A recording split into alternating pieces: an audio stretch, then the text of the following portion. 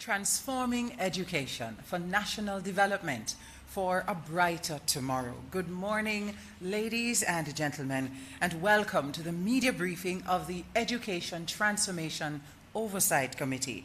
My name is Stacey Ann Smith, and it is my absolute pleasure to be moderating this briefing this morning as we share an update on the transformation process of the education sector.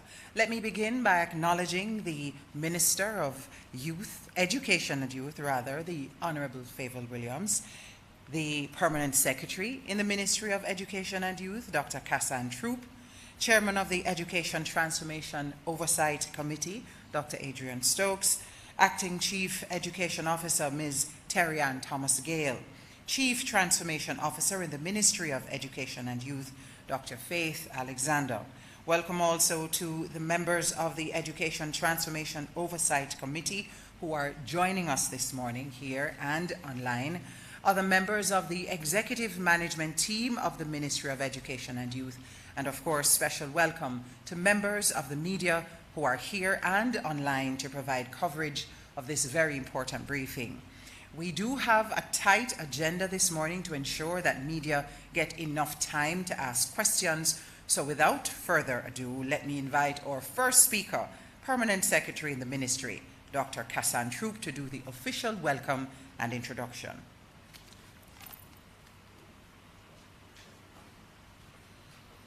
Thank you so much, Ms. Smith, our moderator. Good morning, everyone. It is indeed my delight to welcome all of us this morning to another in our series of updates to our nation as it relates to the Transformation in Education program. Minister, it is my distinct pleasure to welcome you to another interface. You're not unfamiliar with the media or this platform for that matter, but today is a very important day in the Ministry of Education, and so it's my delight to welcome you representing our ministry. Dr. Stokes, thank you so much for being here. We welcome you to this interface. Dr. Stokes has had the opportunity to commit and to deliver the oversight activities, and I must say, as a recipient of his oversight commitment and dedication, I must express it that way, because every week we have an engagement with Dr. Stokes, who's interested in what's happening in the ministry, and he's committed to making sure that this nation is updated on our progress. And this morning, he's a chairman of the Education Transformation Oversight Committee, and he has the role this morning to update you on the progress. So I know you will be, of course, entertained and pleased with the updates thus far. Let me welcome our Chief Education Officer Acting, Ms. Terry Ann Thomas-Gale. You heard it earlier. She is indeed the substantive Deputy Chief Education Officer who has been promoted to Acting Chief, and we are proud of her and happy to have her. We have the Chief Transformation Education Officer as well, Dr. Alexander. You know her. She was presented at the last update to our nation, and she has been driving the technical work behind the scenes, and you will see more of her as we get out into the field and bringing the message of transformation beyond this update today. Let me welcome Vivienne Johnson, very important member in the Ministry of Education. She's actually the Deputy Chief Education Officer for our Planning and Education Development Division, a very important division in our ministry, and we are very proud of her, and we are happy to have her this morning. There are other members of the technical team. Our head from our communication unit, Mr. Stair, is here, and other members of the team. Members of the media, where would we be without you this morning? I see my own church sister smiling with me at the back. From the media, of course. But let me welcome you to this interface. We're happy to have you. You play a very important part in getting the message out there about transformation, and we are very grateful that you took the time to be with us this morning. Please feel welcome. Ladies and gentlemen, please sit back, relax. We have a treat lined up for you as we bring to you the updates of the Education Transformation Program, and more importantly, you will hear about our massive communication activities that we have planned to ensure that every single Jamaican has the issue of education transformation on their minds. Thank you very much and welcome.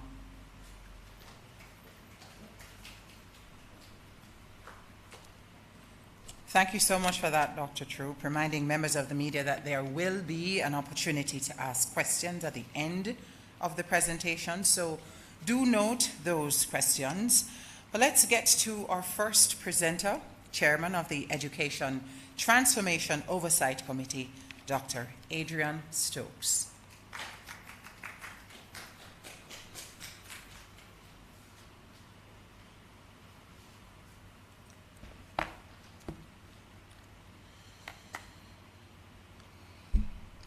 Minister Williams, PS Troop, congratulations. Let me say that publicly. Special invited guests, senior leaders from the Ministry of Education, media professionals, persons listening online, good morning and welcome everybody. So this is another in our series of updates to the Jamaican people on the implementation of the recommendations from the Jamaica Education Transformation Committee Report of 2021, otherwise called the Patterson Report. As usual, I would like to start by thanking the members of the Education Transformation Oversight Committee, or ETOC for short. The committee continues to work with great diligence to ensure the important work of implementing the recommendations of the Patterson Report is done to a very high standard. I want to thank the Ministry of Education for their continued commitment to the transformation journey, and more importantly, for doing the actual work that will see transformation taking place within the education sector. Before I get to the substance of today's meeting, I would like to reiterate the mandate of ETOC. ETOC continues to be guided by the effective monitoring and implementation of the recommendations of the Patterson Report. It is important to reiterate that the substantive role of ETOC is one of governance. In other words, being an independent body that oversees the timely implementation of the recommendations made in the Patterson Report. So our job is not to rewrite or to do over the work already done by the Patterson Committee. I make this point because I frequently receive questions and feedback around specific recommendations made in the report and whether ETOC can change or in some way alter these recommendations. But our focus at ETOC is to ensure we get timely execution of the recommendations made so we can begin to see the tangible benefits for our people. So it's not, and I've said this before, terribly important to get all the recommendations perfect. What is more important is to have a high degree of execution. And that is our big focus at ETOC. As everyone in business and government knows, execution is difficult. Executing something as complex as transforming our education sector takes on added layers of complexity, given the layers of difficulty that you add, because you're dealing with a number of persons, you're working with several different agencies, and to coordinate all of that and to ensure that you effect execution is a very, very difficult exercise.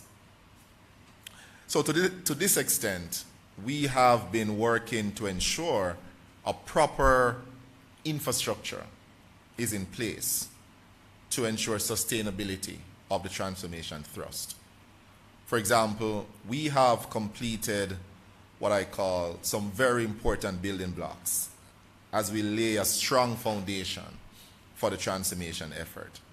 And I'm going to summarize 4 of the key infrastructure work completed to date. So the implementation plan was a very important initiative for us to complete. And as I indicated before, and just to remind you, an implementation plan is a logical blueprint. Recall that what we have in the partisan report are recommendations, not necessarily initiatives that are implementable. And so we had to go through an exercise that converted, as much as possible, recommendations to actual initiatives. The second building block that we have completed is to put in place an effective monitoring and evaluation framework. And this is very important from ETOC's perspective because it gives us that opportunity to measure in a scientific way the progress of the implementation project that is underway. The other important building block that we have put in place is to strengthen the team. So we now have specialized roles at the ministry. So for example, a chief transformation officer, Dr. Alexander, was onboarded to lead the transformation effort on a day-to-day basis in the ministry. A project team has also been put in place to ensure that we have that project discipline around the execution of the transformation thrust. And the 4th building block, and we said it last press conference, that was importantly finalized is the approval by cabinet of a budget for the transformation effort. And the minister will speak more fulsomely on the budget. But suffice to say, we now have an approved budget. This is a very, very important development. I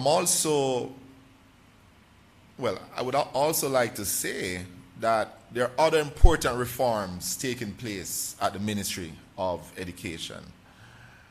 Recall that one of the important recommendations coming from the partisan report is for the modernization or the transformation itself of the ministry to make it fit for purpose to implement the recommendations.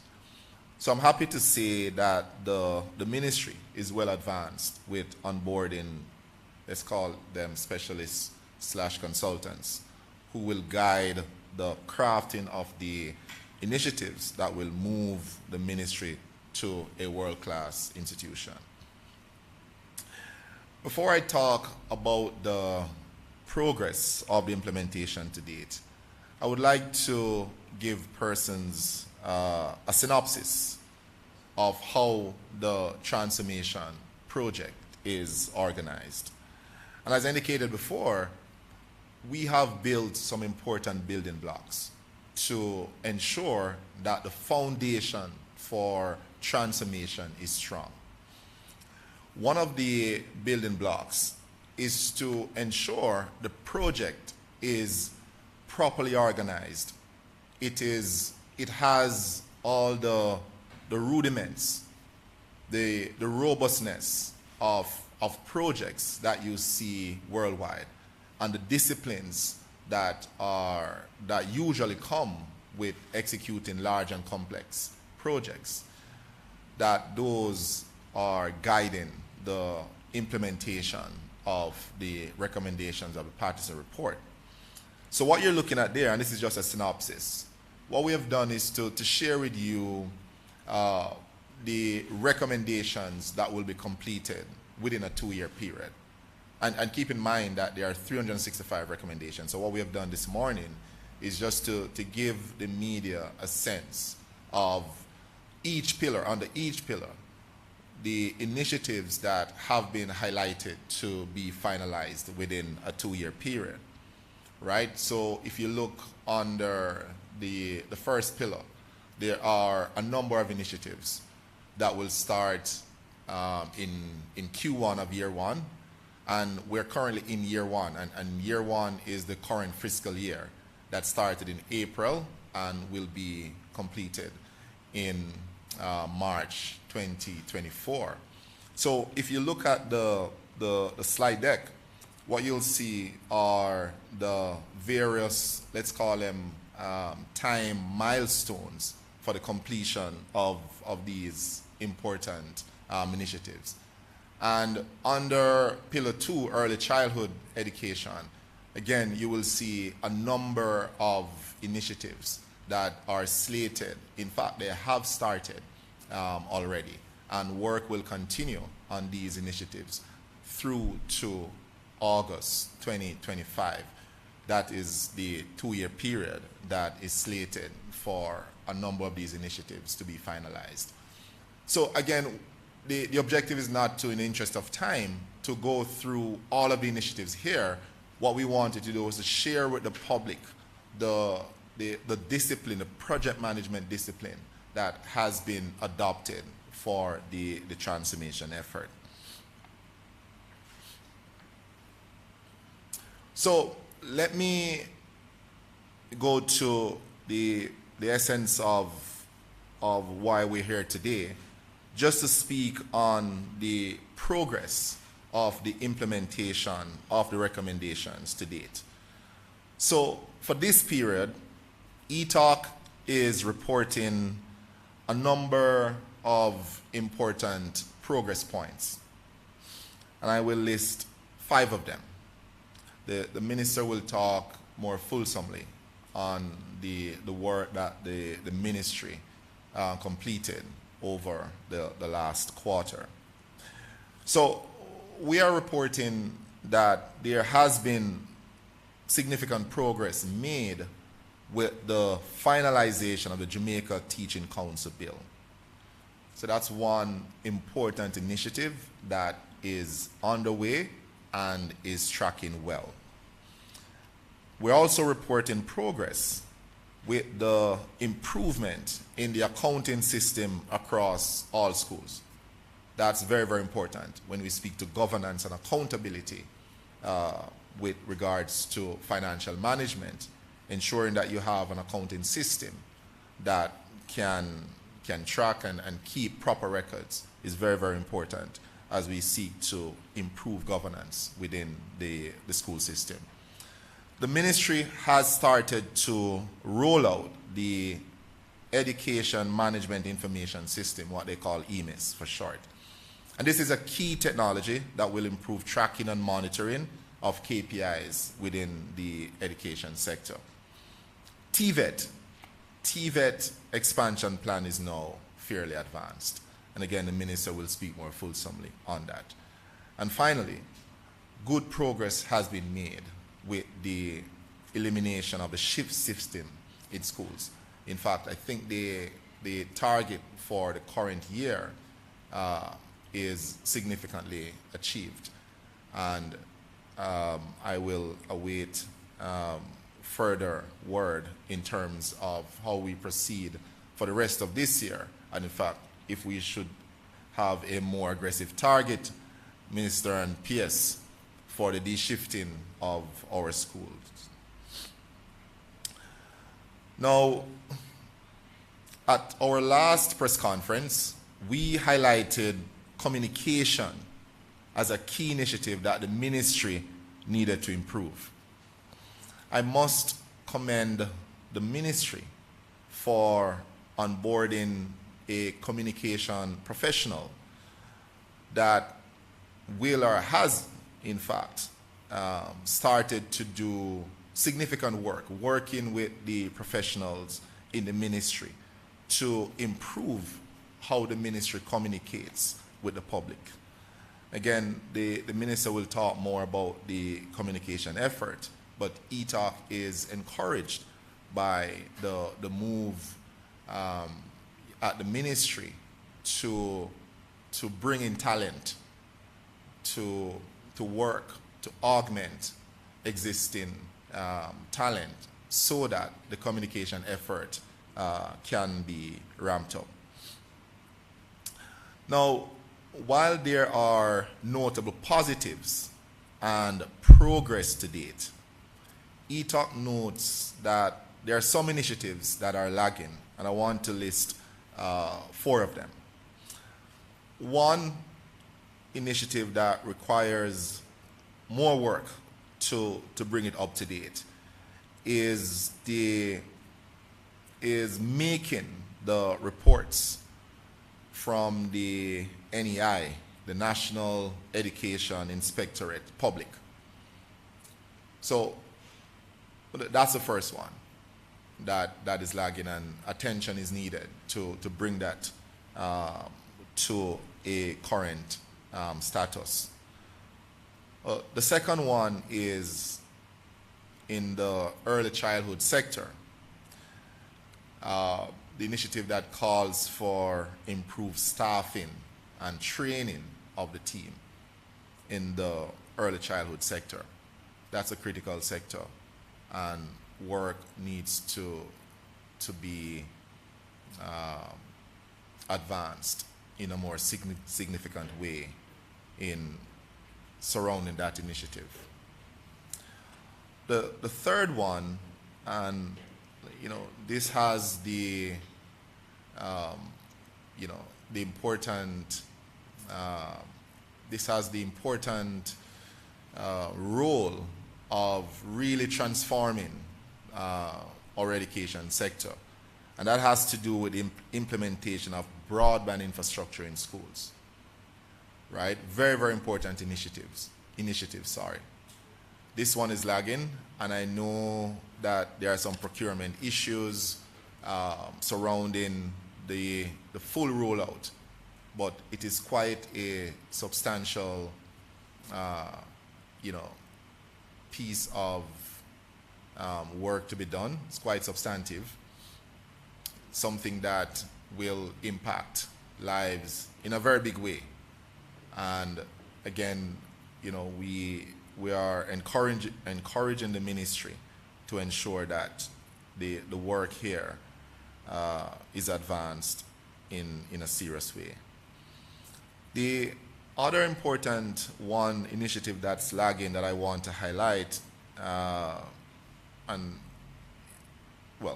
it's the procurement of what I will call key technological resources, mostly I would say software, to aid the project management process. As you know, we ultimately want to get to a point where we can have the updates available to the public by clicking on a link or clicking in a website, right? That requires some work in the back end, including how we organize a project to begin with in a digital way. And there is some work to be done there to ensure that the database, how we store the project data, is done in a way that makes users able to access that data. So ETOC has been having ongoing dialogue with the ministry on how it intends to get back on track with these initiatives.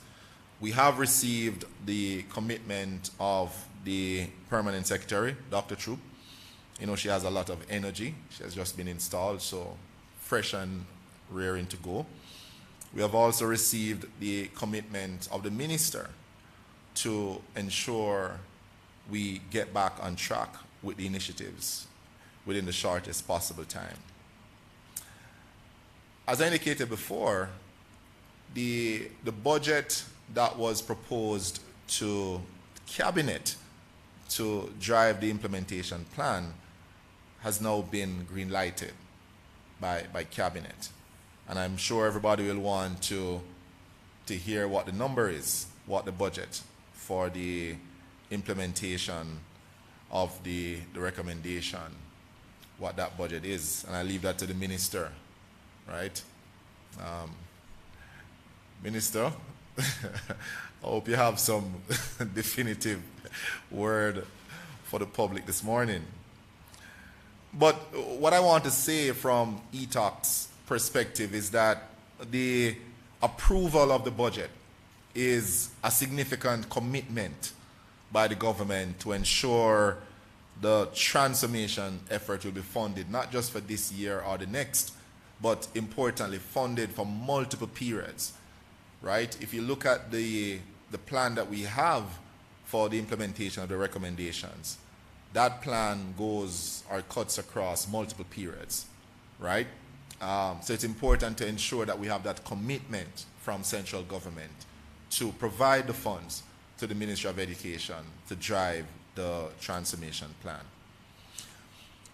So I would like to conclude by reassuring the Jamaican people that the work to transform the education sector is on in earnest.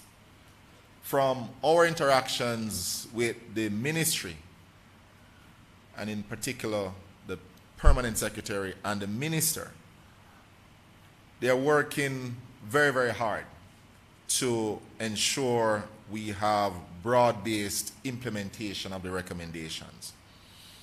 The soon-to-be-launched public campaign by the ministry will drive greater public awareness and ensure that we have the support, the buy-in for the transformation process.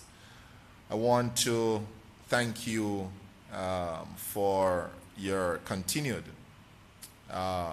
input, your interest in the implementation of the recommendations.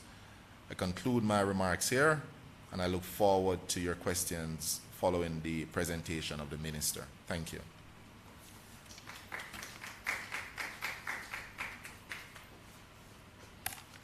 Thank you so much, Dr. Stokes. We really do appreciate the work that has been put in under your stewardship of ETOC. We are going to now invite the Minister of Education and Youth, the Honorable Favour Williams, to make her presentation.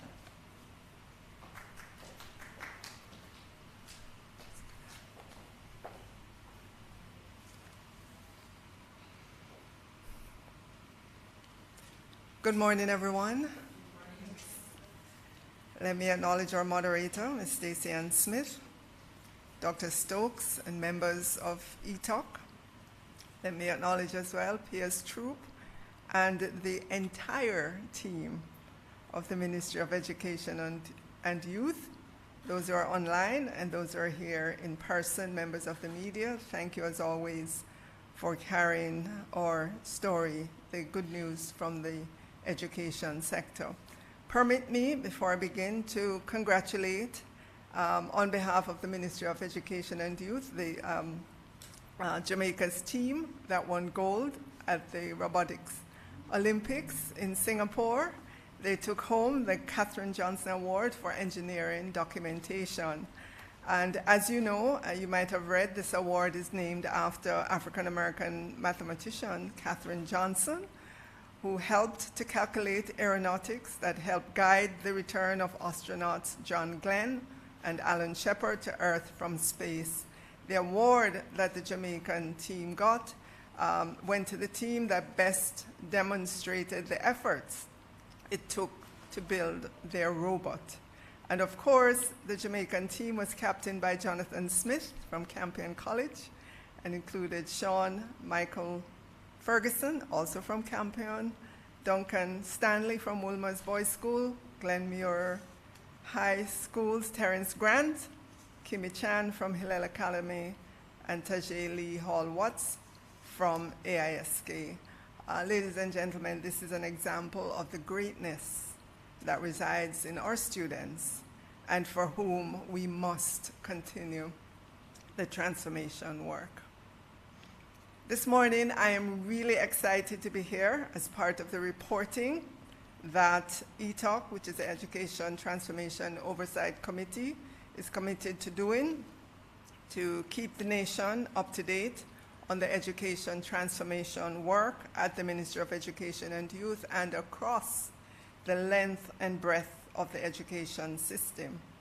I recall the first time ETOC presented, Dr. Stokes used the analogy of a flywheel to describe the transformation. I'm sure he can recount that. Well, let me try. The flywheel effect basically is a concept developed in this book called Good to Great. And it says, no matter how dramatic the end result, good to great transformations never happen in one fell swoop. In building a great company, social sector enterprise, or a great education sector, there's no single defining action, no grand program, no killer app, no killer innovation, no solitary lucky break, no miracle moment. Rather, the process resembles relentlessly pushing a giant, heavy flywheel, turn upon turn, building momentum until a point of breakthrough and beyond. We believe we are at the point of breakthrough in transformation. So the first slide that you will see, go back, is not just a pretty slide. It really speaks to our new mindset, the logo and the tagline for transformation, which is TREND, Transforming Education for National Development, and all of this for a brighter tomorrow.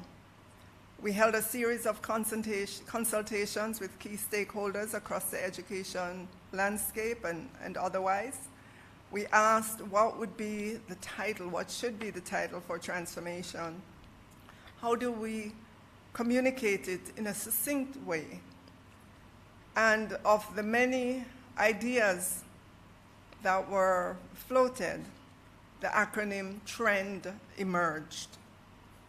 The young people liked it, our teachers liked it as well, and so we have adopted TREND, Transforming Education for National Development, as our acronym. If you move on to slide 2, to set the context, and you heard the chairman speak to this, the Orlando Patterson-led Transformation Report has 365 recommendations. Implementation work has started on 93 of them, which equates to about 25% of the total recommendations.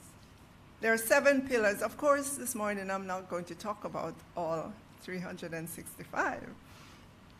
But suffice it to say, we're giving you a framework within which to understand these many recommendations. So there are 7 pillars, and aligned with those pillars are the 365 recommendations. We've done a lot of preliminary work. The chairman of ETOC has the Ministry of Education and Youth on a weekly reporting, and you heard him talk about the implementation plan, the monitoring and evaluation, project management, and so on. What is very important to note is that we have incorporated the transformation activities in the broader operational plan of the ministry. So transformation is not happening over there and the ministry's work is happening over here. It has come together and we're all of one mind. Transformation is what we do now at the Ministry of Education and Youth and across the regions. So we've gone through building out our communication plan. Our specialist is on board, our moderator for this morning, and we have persons to lead the secretariat. So the first, in terms of the recommendations, the first one, as you know, was to establish the Education Transformation Oversight Committee. And I'm sorry about the number, but that's 100%. You've seen the Oversight Committee. They're here. It's a call for us to implement greater governance and accountability.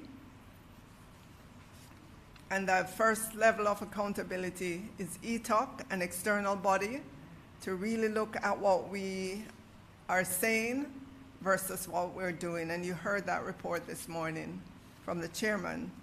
The entity is in place and has been actively interrogating the work on the recommendations. And here we are this morning. The big recommendation coming out of the report is the implementation of the Jamaica Teaching Council bill. Again, the chairman reported on that as to where we are. As you know, this bill dates back to 2004. We have been sitting in Parliament for almost 2 years to consider the recommendations that came from submissions from various stakeholders. And we have been putting together the final bill for Parliament. Our expectation or hope we're working towards by the end of this fiscal year, and then the regulations thereafter. Next page, please. The Orlando-led Patterson report also called on us to have a centralized accounting system. We've reached out to our international partner, IDB. We'll pilot a platform that will be aligned with the government's GIFMIS, which is the Government Information and Financial Management System. As you know, the administration of education is a mammoth system. It has 16 agencies, 7 regions. There's the central ministry, 1,010 primary and secondary schools, plus early childhood sector, plus the tertiary sector. And we believe we are about 35% of the way there in terms of getting the centralized accounting system into our schools. We have been encouraged by the Ministry of Finance and the Public Service to move with alacrity. We have received some funding. We're moving through the training. We will pilot 50 of our schools, and we'll review and then scale the system. Our primary schools in particular are very delighted at this effort because, as you know, they do not currently have bursars within their schools, and so a lot of the burden of the financial work is on the principal. So to the extent that we can have this system already, they can't wait to see the implementation of it. Next page, please. One of the things the education system has not done very well is to make public information about the education system that will help Jamaicans understand the education sector. The transformation report recommends that we must make public the financials of schools, the academic standing, and the National Education Inspectorate report. And all of these should be published in the interest of transparency, not to punish, but to support and help our schools. We are about 70% of the way there, even though by our own measure we're lagging, but we are picking up the pace to get that done. Next slide, please.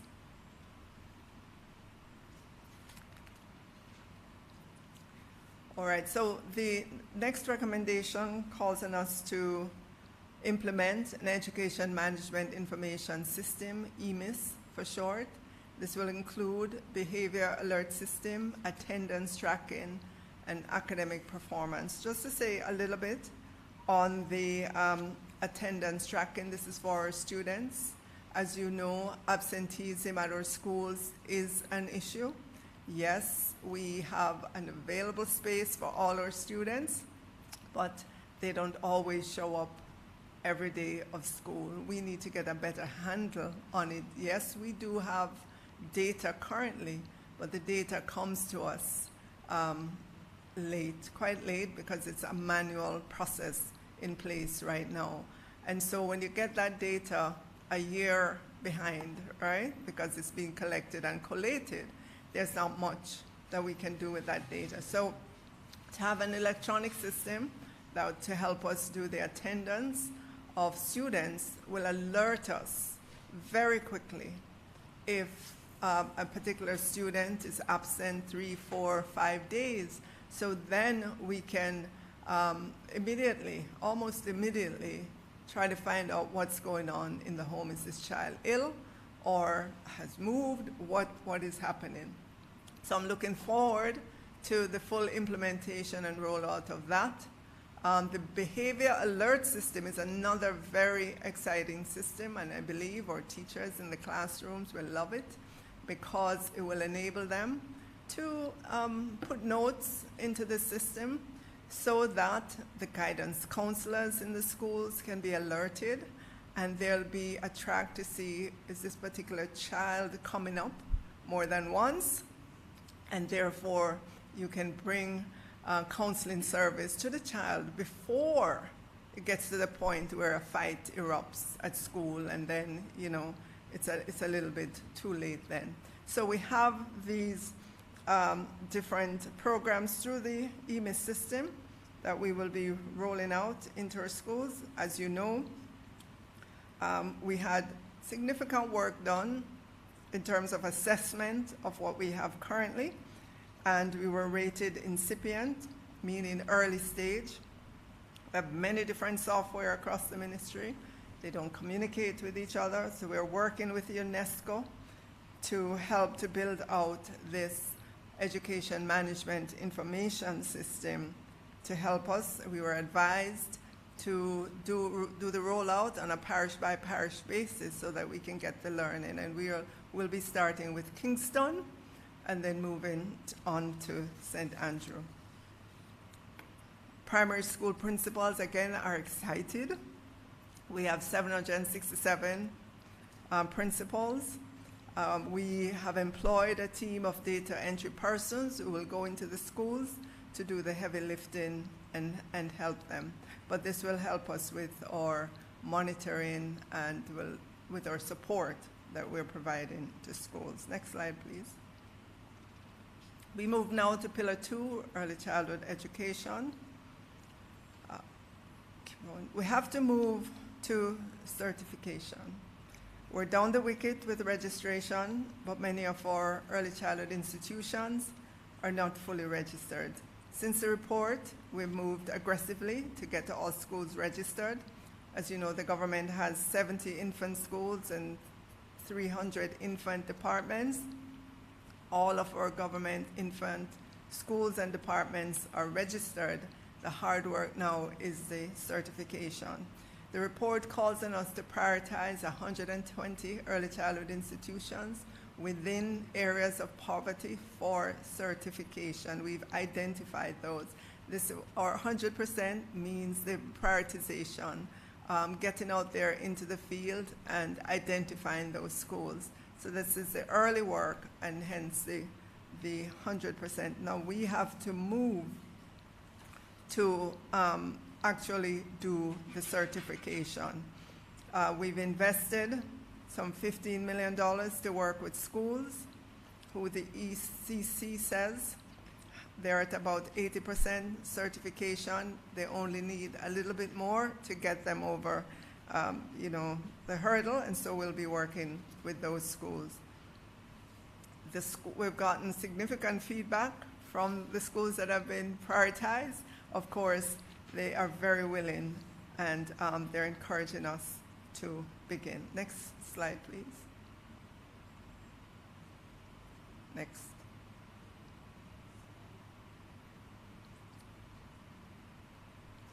All right, the report also calls on us to improve staffing and training in the early childhood institutions.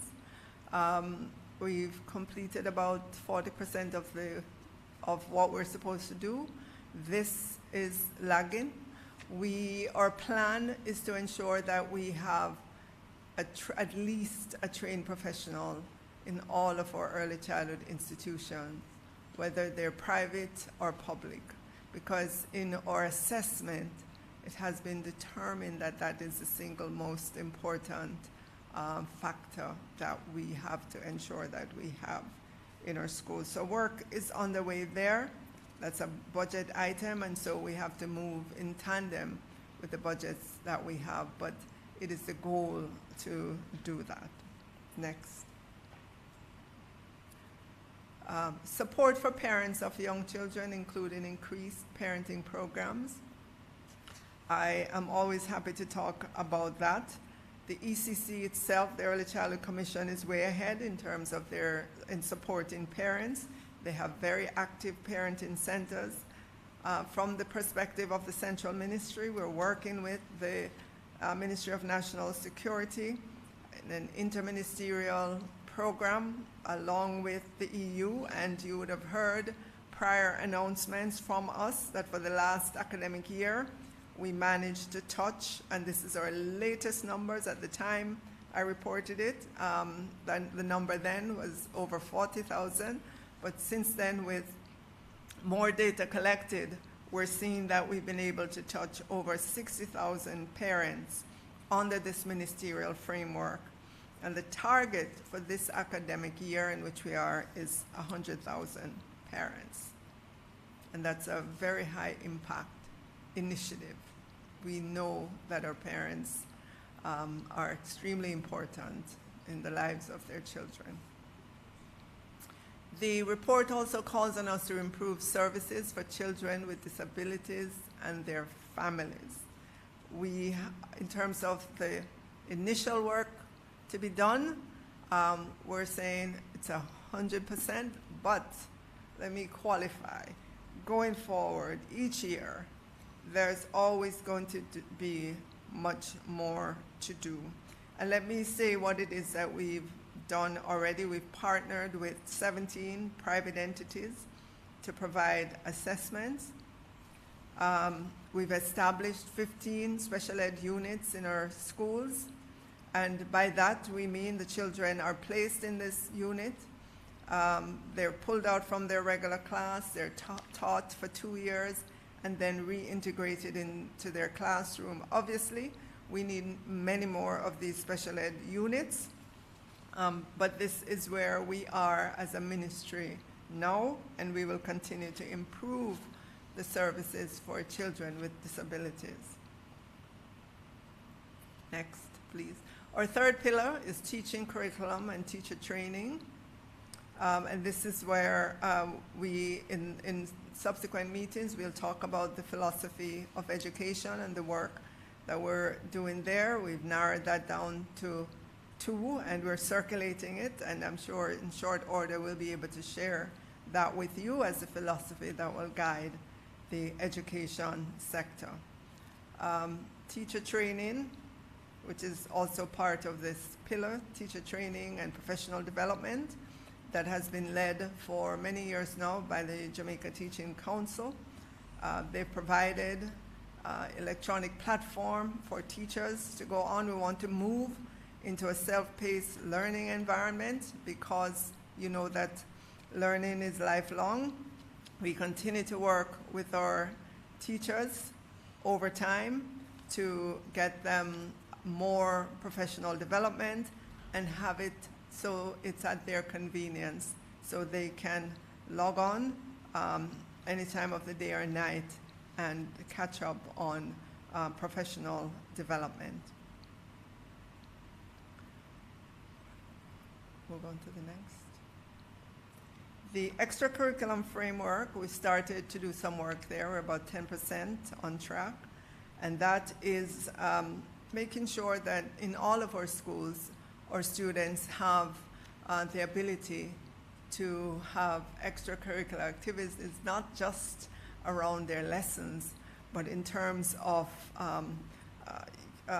other things that they can get engaged with. So uniform groups, 4-H clubs, Girl Guides, Brownies, environmental clubs, science club, math club.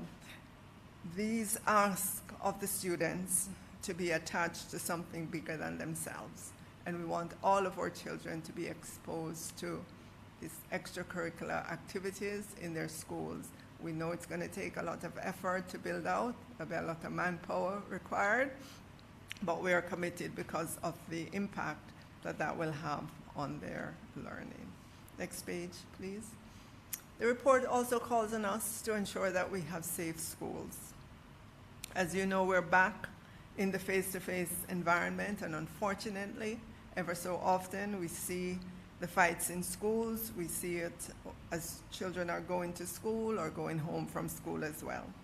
All of principals across the length and breadth of the education system want their schools to be safe.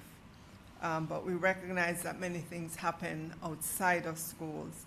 So we have to continue to work on the minds of our students so that they will feel empowered to choose differently than they're choosing right now, especially when they get into a conflict situation. We also, in our schools, are pulling together the HFLE, Health and Family Life Education Specialists, or Deans of Discipline, or guidance counselors, and others who lead our civics curriculum. We're pulling them together as a team, and they're designated as the behavior change team. Over the years, we've had these different specialists in our schools, but they've operated individually.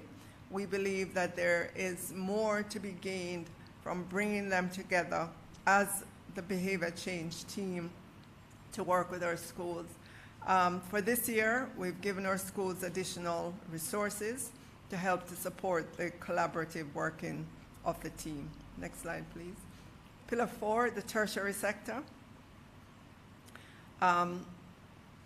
Within Pillar 4, the big nut to crack there is financing of tertiary. It's for us to also finalize the Higher Education Act and policy.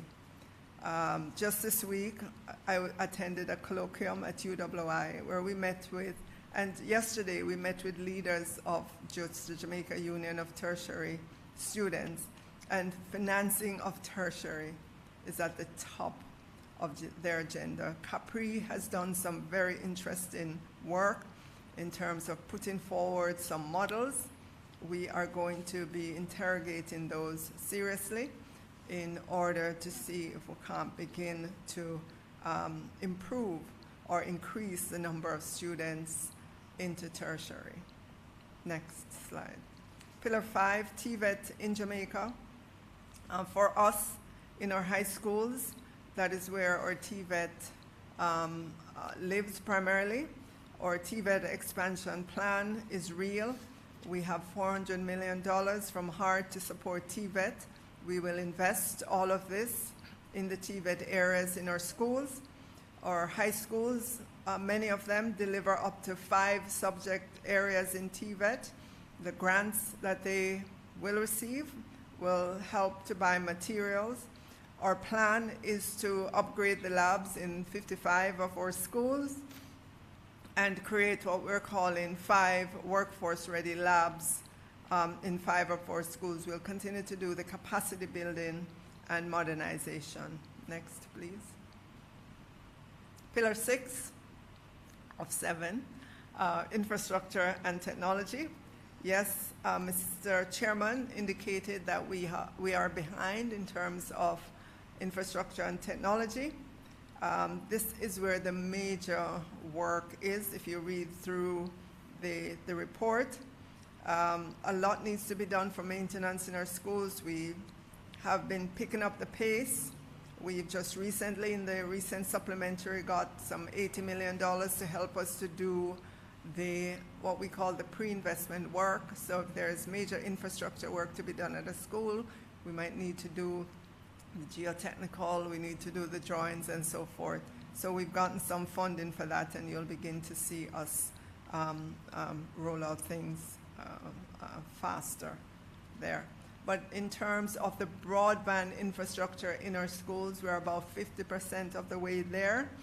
The chairman noted that we're lagging in that, but he also noted that it was quite a bit of manual work required to lay fiber optic cables, to take them up to the school, to connect it to the school, to make sure they're getting the service. But we meet every week on a Wednesday afternoon to track the progress. It's an interministerial group that meets, that includes the Ministry of Science, Energy, Telecommunication and Transport, plus the Ministry of Education and Youth, Ministry of Economic Growth and Job Creation, the OPM, yes, all those ministries, eGov as an entity, NAA as an entity, USF, e-learning that provides the support to our schools.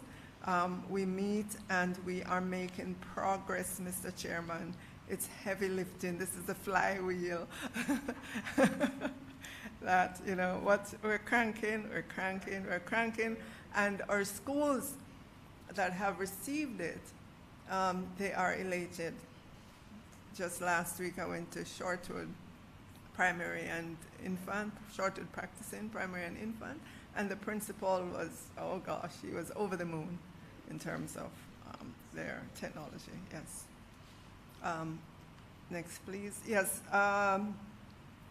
So in terms of infrastructure, our big push has been the de-shifting of schools. There were 38 schools. We're down to 32. We would have broken ground on Bridgeport, Exchange. Even though Exchange was kind of was coming off the shift, they still needed some additional classrooms. So we're doing that. We're down the wicket there on that. And as you heard me say, we've gotten some $80 million to do the pre-investment work that needs to be done to roll out the infrastructure in our schools. Next slide, please. And STEAM in schools, we've talked about that quite a bit in terms of the infrastructure that needs to be put in, but also once you have the infrastructure, you know, the resources that go in there. And we have been speaking with our international partners. We have at least 2 of them on board. Land has been identified. We're working with DBJ in terms of just the plan that needs to be put in, and we are down the wicket. Pretty soon, in short order, you should begin to see more visible work out of this. And finally, Pillar 7, financing of schools. And what this really speaks to is that we should be looking at a different model to finance our primary and our high schools in particular. Currently, it's the way we do it is on a per student basis. So you might be in a school and you need more because the students need more support. This particular pillar in the Orlando Patterson-led report calls on us to look at differentiated financing, meaning those who need more should get more. Next slide, please.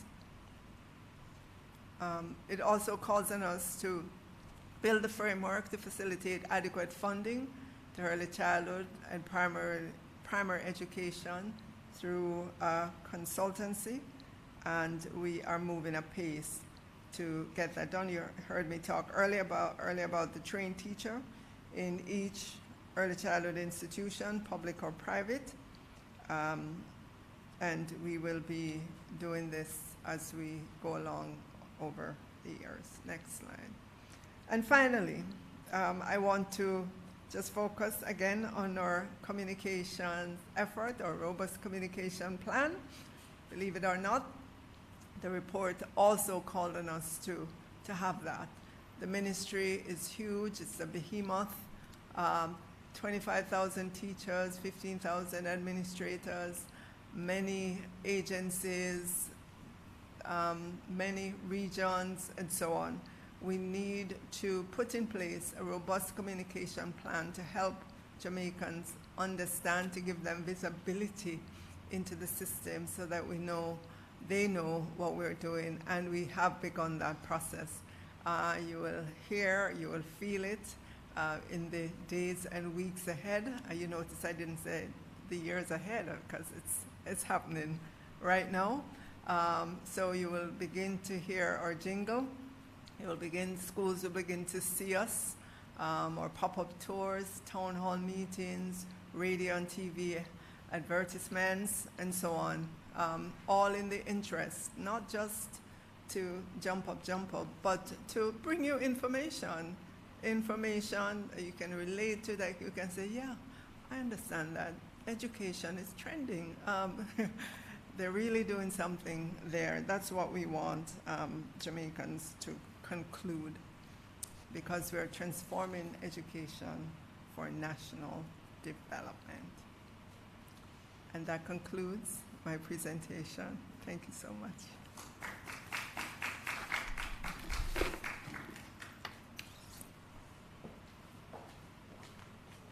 Thank you so much for that, Minister. We will get education trending in this country because, as I keep telling my team, this work has generational impact.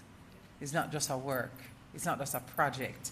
It's something that's going to impact all our people for generations to come. And that, for me, is very inspiring and motivating. Well, ladies and gentlemen of the media, we will now go into the Q&A section of this briefing. Please do raise your hand and be acknowledged. And once you are acknowledged, you will state your name and the organization with which you are affiliated and proceed with your question. Our technical team will have a roving microphone for those persons who do have questions. So you may go right ahead and raise your hand. Good evening, everyone. I'm Jamaica Maitland from TBJ. Minister, can you just confirm that the budget of 4.5 billion was approved by Cabinet, and to what extent will it be used for the areas that are lagging that the chairman would have mentioned?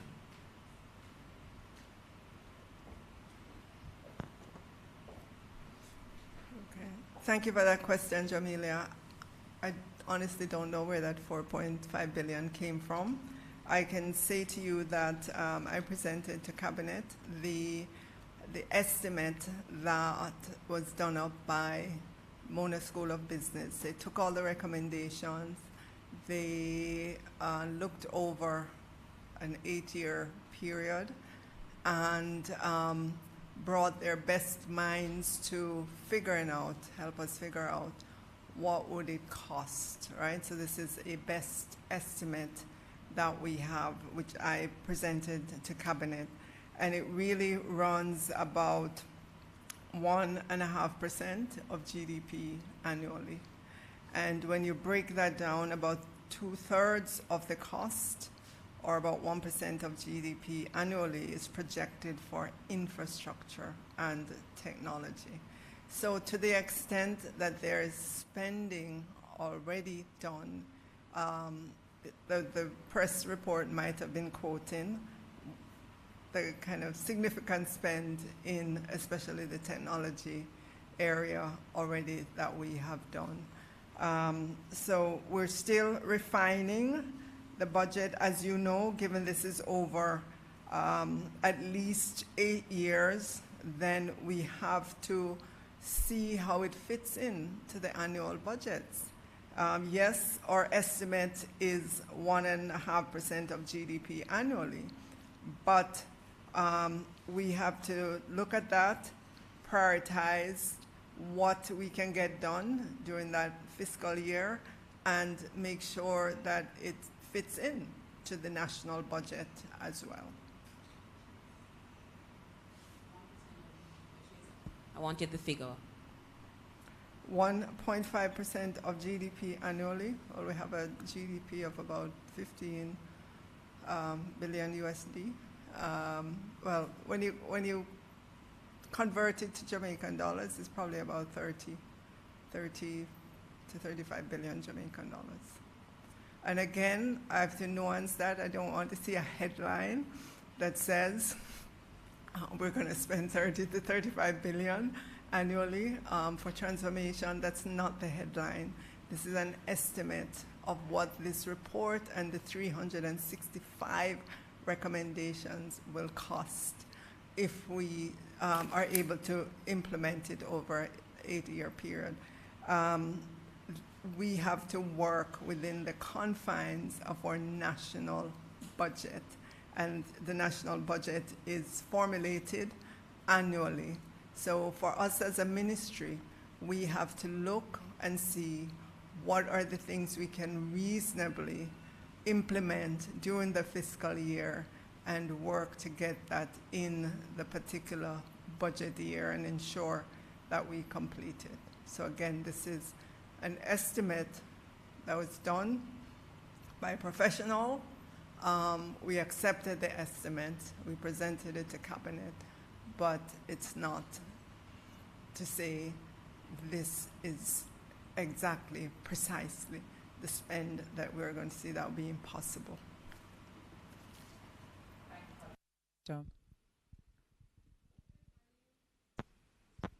Good morning, Jordana Murphy from Jamaica Information Service. Minister, how many schools are being targeted for removal from the shift system over the next 2 years?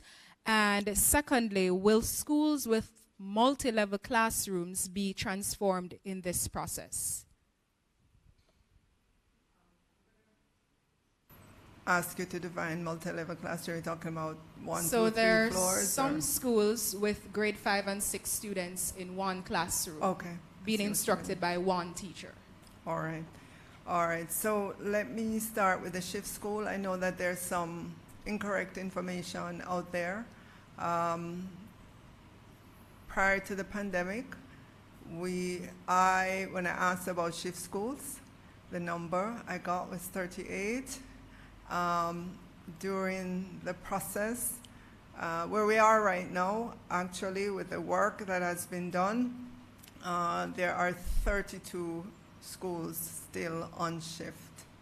This year, this school year that we're in, this fiscal year, well, the school year, I should say, 2 schools are underway. Bridgeport, we broke ground on Bridgeport, and we're expecting to go back by the beginning of the next school year to cut the ribbon on Bridgeport, and that would officially take that school off shift.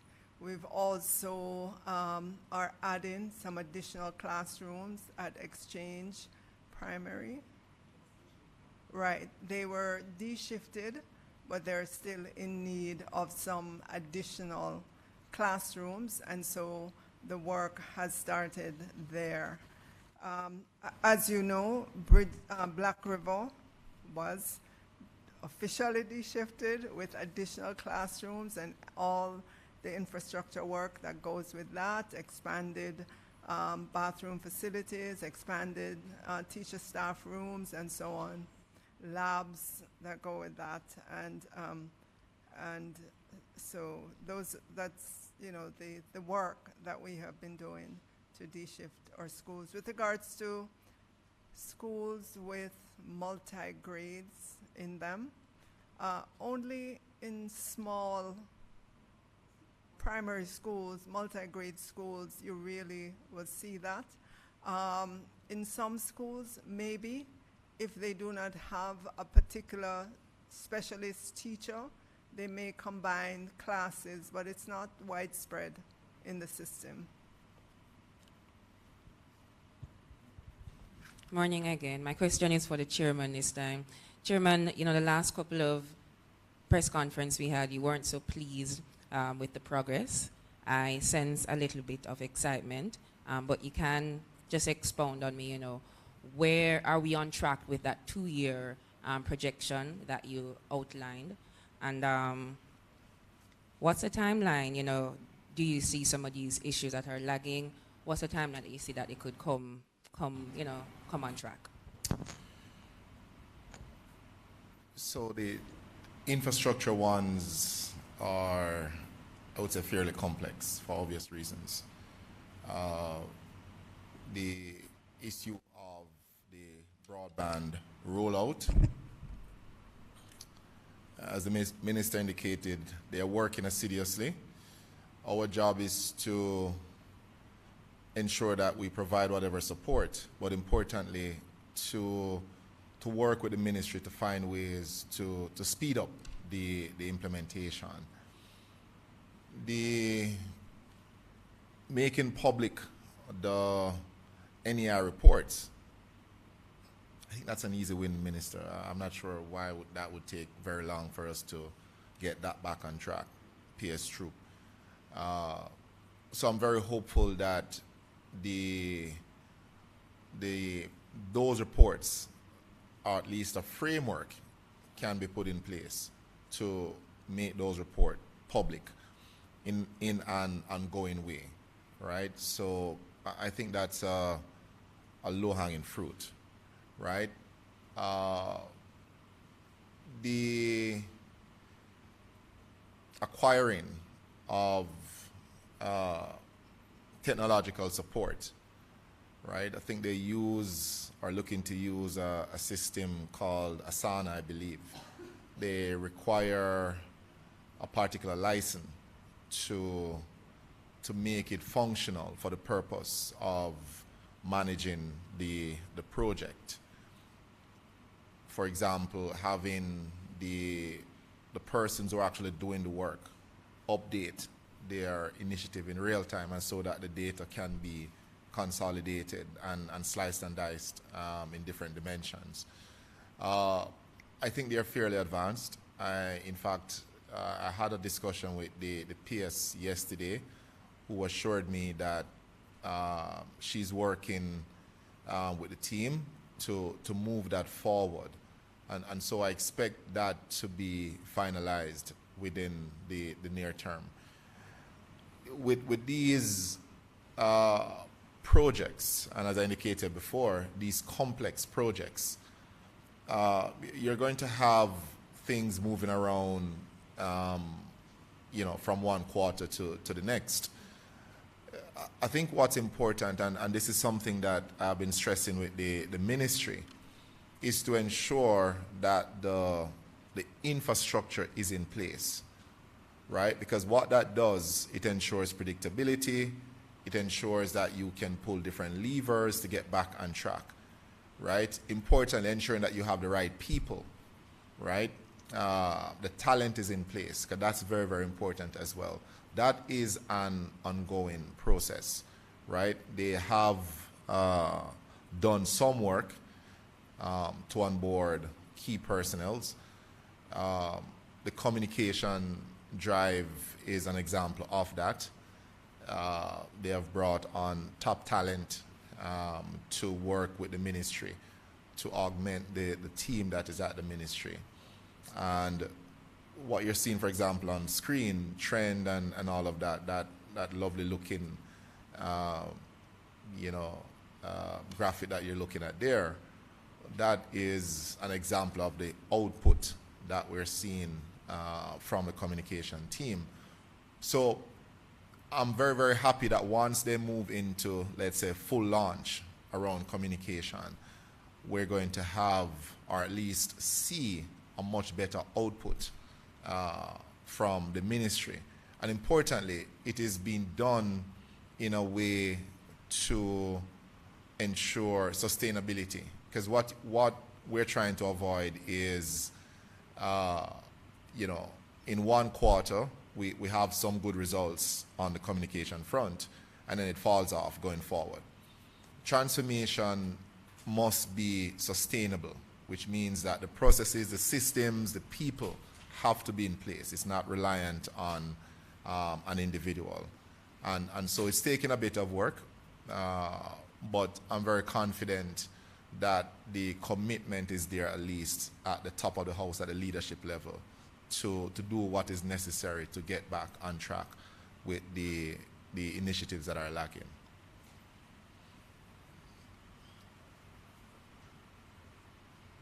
Minister, what is the cost of the robust communication plan that will be implemented, and how soon will school tours and town halls begin? All right, the school tours will start in a couple of weeks, I'm told. We're just getting all the collateral together. And the town hall is the 2nd of November.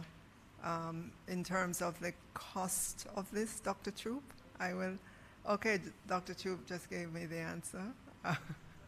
$34 million. Right. Remember, it's a huge ministry, and it's overtime. It's not just a one-time payment. It continues over several activities over time. tours, jingles, material, TV ads, radio ads, and so forth.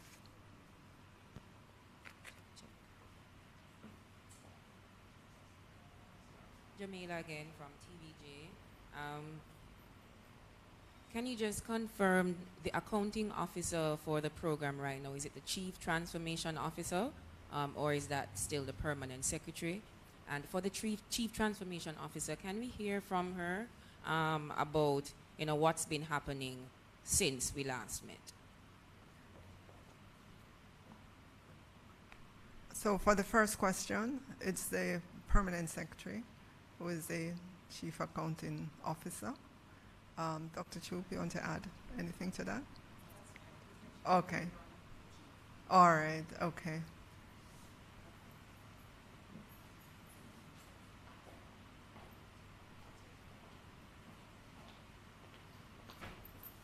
Good morning. As far as what has been happening with the transformation effort, we have been spending a lot of time on the technical work. As both Dr. Stokes and the Minister have said, we are putting in place the infrastructure, so that means the monitoring and evaluation framework. We have been meeting with all the process owners, and you would have seen from Dr. Stokes' presentation the various milestones and so on that have been achieved and that we are currently working on. And as far as Asana, as Dr. Stokes had mentioned, this is the software that will be used to track the information so that process owners and the public at large may receive reports in a timely manner, whether it be monthly or quarterly. So as far as the transformation is concerned, we are assiduously working on the technical aspects of the program. We do have a question from a reporter on Zoom from Nationwide. Please go ahead with your question now.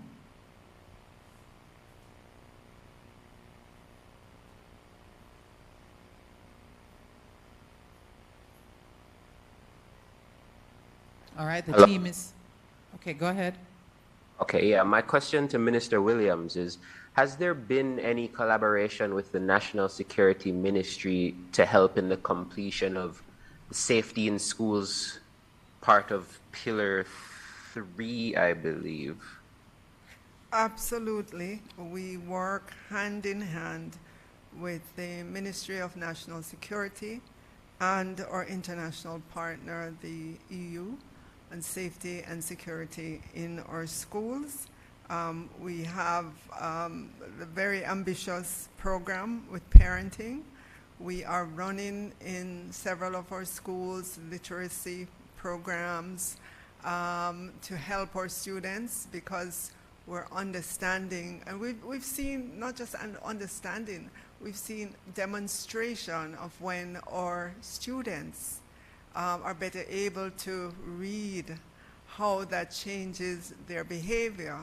So we're coming at this from a lot of different angles, not just from the guidance counselor, the deans of discipline, not just from that angle, which is important, but also looking at the students, understanding the home from which they come, interfacing with the parents, so that we can bring together all of this to help the students and to get to that point where we are confident about the safety and security of our schools.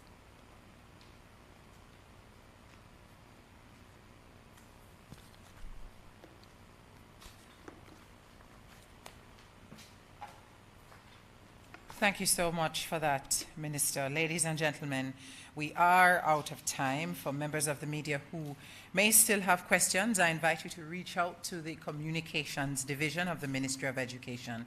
Many of you are familiar with the Director of Communications, Mr. Colin Steer, who will be happy, I'm sure, to provide any additional information that you may need.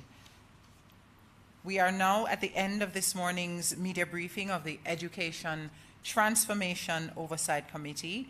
Thank you for attending. We appreciate your questions and the opportunity to share an update, this very important update on the transformation process. I'm Stacey Ann Smith, and it has been a pleasure indeed to be your moderator. Do have yourselves a safe and productive day.